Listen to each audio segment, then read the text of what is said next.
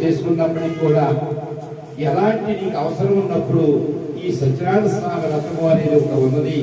అది నువ్వు భక్తి శ్రద్ధలతో ఎప్పుడైతే చేసుకుంటావో అప్పుడే నువ్వు సుఖంగా ఉంటావు నాయన అని చెప్పాడట.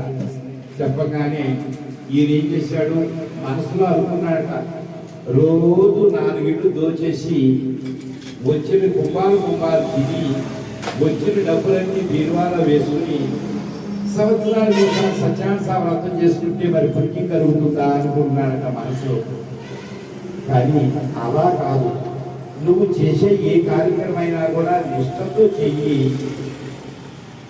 10 మందిని పిలుచుకుని ఈరోజు మేము వ్రతం చేసుకుంటున్నామని చెప్పి అనుకుని ఆ 10 మందిని పిలుచుకుని ఆ 10 మందికి కూడా తృప్తిగా కడుపు నిండా భోజనం కొట్టి పంపిస్తే నువ్వు 10,000 డబ్బులు ఇచ్చినా కూడా వాళ్ళకు తృప్తి అనేది ఉండదు.